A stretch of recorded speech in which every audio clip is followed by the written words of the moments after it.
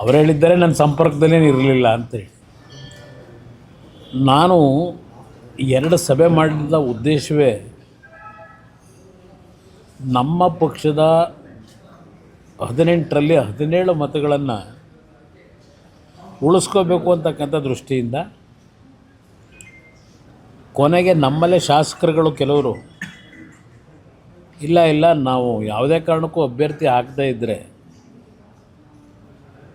Wrong message ಹೋಗ್ತದೆ, ಸೋಲು ಗೆಲುವು ಚುನಾವಣೆಯಲ್ಲಿ ಇದ್ದಿದ್ದೆ, ಅಭ್ಯರ್ಥಿಯನ್ನು ನಿಲ್ಲಿಸಲೇಬೇಕು ಅಂತ ಹೇಳಿ ನಮ್ಮಲ್ಲಿ ಭಾಳ ಕೆಲವು ಶಾಸಕರು ಒತ್ತಾಯಗಳನ್ನು ಮಾಡಿದ್ರು. ನಾನು ಅವತ್ತು ಹೇಳಿದ್ದೆ, ನನಗೆ ಬೇಕಾಗಿರೋದು ನಮ್ಮ 17 ಜನ ನೀವೇನಿದ್ದೀವಿ ಅಂತ ಹೇಳ್ತೀರಿ, 17 ಮತಗಳು ಯಾವುದೇ ಕಾರಣಕ್ಕೂ ಒಡೆದೋಗ್ತಕ್ಕಂಥದ್ದಕ್ಕೆ ಅವಕಾಶ ಕೊಡಬೇಡಿ. ಏಕೆಂದರೆ ಹಿಂದೆ ಅದರ ಅನುಭವ ಆಗಿದೆ ನನಗೆ.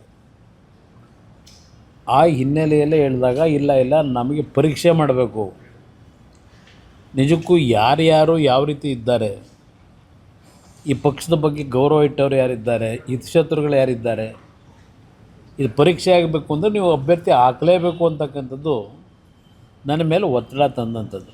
ಆ 2 ಸಭೆ ಮಾಡಿದಾಗ ಅದರ ಮೇಲೆ ತೀರ್ಮಾನ ಮಾಡೋದು ಅಭ್ಯರ್ಥಿ ನಿಲ್ಲಿಸಬೇಕು ಅಂತ ಹೇಳಿ.